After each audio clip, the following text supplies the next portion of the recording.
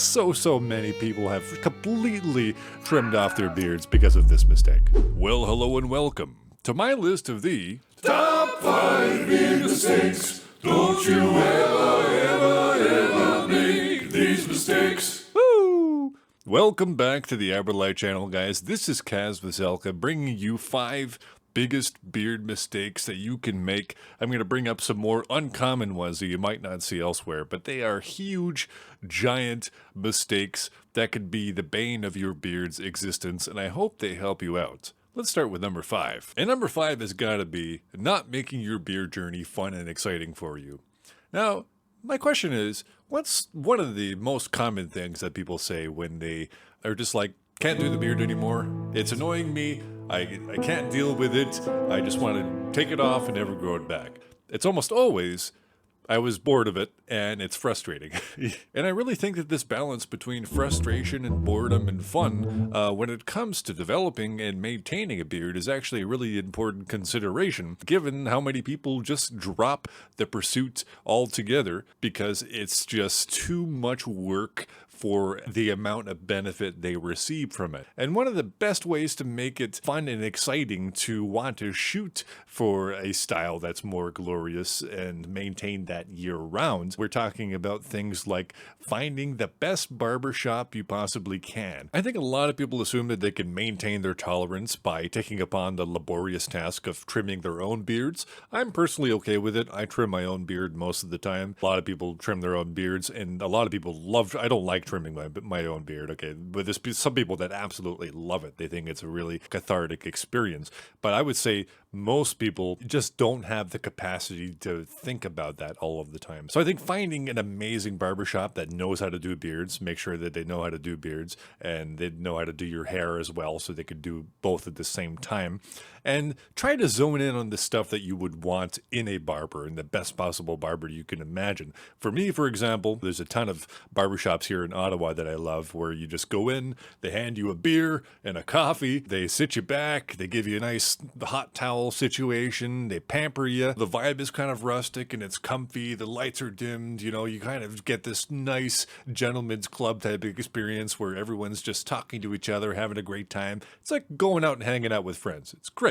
I highly recommend it. Obviously, these types of places are more expensive on average, and if you have money anxiety, putting money aside every single month for stuff like this, I think is absolutely worth it. I mean, so much data supports the fact that if you move money to another account and you set the intention for that money, it reduces the amount of anxiety, because, you know, like if you have to get a haircut and a premium beard trim, some people go, you know, too much money. It's not too much money. It's absolutely 100% worth it. Put the money aside. And if you do want to do your own trims, I would say invest in some good stuff. Don't invest in low quality beard trimming tools. We have a bunch of trimming tools coming out here on Aberlight, and we do have a one beard trimmer right now on the market as well for $69. And the Brio Beardscape is kind of the meta right now. It's a very good all-in-one type of beard trimming tool. I would say go for something like that if you want to learn how to trim your own beard. And one last note on making your beard journey more fun and exciting before we move on to number 4 there is that I think a really nice and fun tool is to utilize variety of scent profiles when it comes to your balms, your oils, your mustache waxes. Right? So you have like a woodsy beard oil over here, and then you have a nice clean barbershop scent here, and then you have a cologne scent over here, and then you have kind of like a spice scent over here, right? So then you have a whole variety of things that you can rotate in terms of your mood and in terms of where you're going, if you're going to work or you're going to a dinner or you're just going out and be athletic or whatever you might be doing that day. Having a nice variety of scents makes it so much more worth it. And now on to the number 4 biggest beard mistake, which has got to be not accounting for your beard's strengths and accordingly picking incorrect or unsuitable styles that just don't match your face shape, that don't match the current coverage you have, just completely mismatching and assuming that you can emulate other people and assume to look like them, not having your own entrenched style. You can absolutely 100% experiment. That's really what it comes down to. But I feel like a lot of people, they experiment and they experiment and they experiment, and all they do is experiment. They don't really try to find patterns. They don't really try to find the styles that really locks in their whole appearance, that really ties them together. I feel like almost everybody has that one style. For me, it's the rounded Verde style with the nice handlebar mustache. That's really what ties everything together for me. And I tend to create variations. Sometimes I go wider, sometimes I go thinner. I do a variety of variations through time, but the kind of main structure is there. And some people are way too wishy-washy. And again, experimentation, 100% fine. In fact, it is absolutely encouraged. But you know, a beard is one of the strongest tools for reshaping the entire integrity of the face. Everyone knows that you can look like a completely different person by establishing a new beard style, and use that to your advantage. Don't let it work against you, and kind of create a beard-mind connection that lets you identify when something is working against you as opposed to working for you. And after a while, you'll create the connection. When people start their bearding journeys, oftentimes there's a complete disconnect. You know, like everyone's beard looks bad for the first couple of years. Everyone knows that. That's part of the journey. Ride that journey, but eventually, you know, start to get into a bit of a flow. I think that's the absolute key. So beard mistake number 3, I'm not going to drill too hard. It's kind of like the most standard one on this list, and it's kind of like telling your kids to eat their vegetables. It's pretty much common sense, but some people still don't want to hear it. And they need to hear it. So I'm going to tell it to you because, I mean, I'll tell you what you need to hear, not what you want to hear. You know, the mistake is doing nothing for your beard's appearance and health. And there's a lot of men's men out there, okay? We know this. And no shame against you guys. If you want a low maintenance situation for your beard to do whatever the hell it wants to do, and that's it, that's the end all be all, 100%. If you're owning it, go for it. However, I will say that there's limitations to this mindset. You know, if you don't want to do stuff because it appears feminine, then I don't know what to tell you there. You can certainly make an argument for some people putting way too much effort, which I certainly have in the past, especially when my beard gets longer. I have to put way too much effort into, you know, using a blow dryer and a round brush to really just work things through over and over and over. And that's why I typically don't grow my beard very long. I mean, my beard routine right now, in terms of products and time, we're looking at 5 minutes of blow drying, round brush, beard oil, balm, bit of wax, done. Very quick, very quick. And pretty much everyone can achieve, I would say, an 80% ameliorated experience and appearance by just spending 5 to 10 minutes every single morning. Now, the number 2 top beard mistake has got to be not keeping beard dysphoria in check.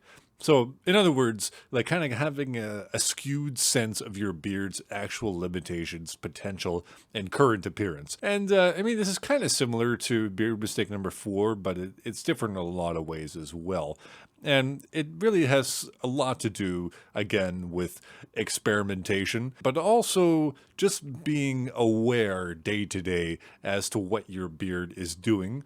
And when problems are manifesting in areas that need immediate attention before it becomes such an issue that you don't know how to target it anymore. Humans are very good at deluding themselves. And what I mean by that, especially when it comes to beards, is that we will delude ourselves to the point we'll grow way past where we should grow our beards. There's a natural terminal length where a large majority of hairs will stop growing in somebody's beard. So much so that somebody can have like a 4-inch beard and it'll be so strong and absolutely just powerful and super thick all the way through. But then their natural terminal length for a lot of their hairs kicks in at the 6th inch, and the same beard transitions to that 6-inch mark, but now it immediately looks like the worst beard in the world. The nature of the aesthetics of beards is when thinness occurs in areas where it shouldn't occur, it creates a whole illusion and it ruins the entire effect. And again, that's not to say that you can't grow longer styles, but I think just being aware when things are starting to thin, being aware when things are starting to go awry. This often happens like in the corners and stuff like that. In the corners, things will get way too long, they'll start curling up, and all of a sudden, what starts occurring is you get the cowlicks, and it pulls the sides of your beard up, and all of a sudden you have weird indents, and that's all stuff that you can be more vigilant about day to day and week to week, so you can get to that and kind of maintain it, grab a trimmer, put the correct millimeter guard on it, and attack it. So yeah, it kind of goes back to that mind-beard connection and having more lucidity and having more awareness of what's going on day to day, and not like deluding yourself and just like pushing and pushing and pushing before like everything is just gone to absolute mayhem and you have no control over your beard anymore, and you just like so many beards have died like this. Like so many people have completely trimmed off their beards because of this mistake. And now the moment you've all been waiting for, the biggest beard mistake you could possibly make, in my opinion, is trying to perform big beard trims without guidelines, experience, time, or the correct tools. And we've kind of touched on stuff throughout this entire video that has kind of led to this point. A little caveat here before I even get into the main meat of this whole beard mistake. Again, I think most people should be going to a good beard barber instead of trying to do their own beard trims, at least until they have a good amount of beard experience under their belt. And thankfully, there's actually a couple of nice resources. So Dancy Bearded has a beard barber map, and so does Live Bearded. So what these beard maps actually do is they actually show you all of these areas throughout mostly the United States and a bit in Canada and a couple of in some other countries. And it shows you all of these instances where there are good beard barbers, where people have gotten good beard trims and they have pinned them on these maps. But let's say hypothetically you are relatively confident with the idea of trimming your own beard, and that's you want to save some money and you want to go forward, trimming your own beard. The problem is there's a lot of caveats here. First of all, a big one is if you're in a rush, never try to do it. If you are like pressed for time, you're going to make a mistake almost every single time.